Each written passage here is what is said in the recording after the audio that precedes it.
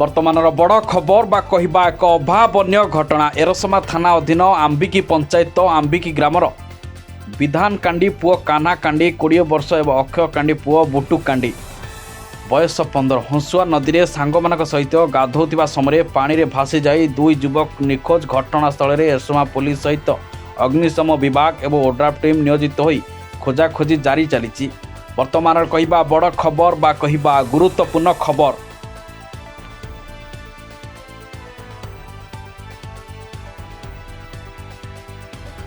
ଏରସମା ଥାନା ଅଧୀନ ଆମ୍ବିକି ପଞ୍ଚାୟତ ଆମ୍ବିକି ଗ୍ରାମର ବିଧାନ କାଣ୍ଡି ପୁଅ କାହ୍ନା କାଣ୍ଡି 20 ବର୍ଷ ଏବଂ ଅକ୍ଷୟ କାଣ୍ଡି ପୁଅ ବୁଟୁ କାଣ୍ଡି ବୟସ 15 ହଂସୁଆ ନଦୀରେ ସାଙ୍ଗମାନଙ୍କ ସହିତ ଗାଧୋଉଥିବା ସମୟରେ ପାଣିରେ ଭାସି ଯାଇ ଦୁଇ ଯୁବକ ନିଖୋଜ। ଘଟଣାସ୍ଥଳରେ ଏରସମା ପୁଲିସ ସହିତ ଅଗ୍ନିଶମ ବିଭାଗ ଏବଂ ଓଡ୍ରାଫ୍ ଟିମ୍ ନିୟୋଜିତ ହୋଇ ଖୋଜାଖୋଜି ଜାରି ଚାଲିଛି।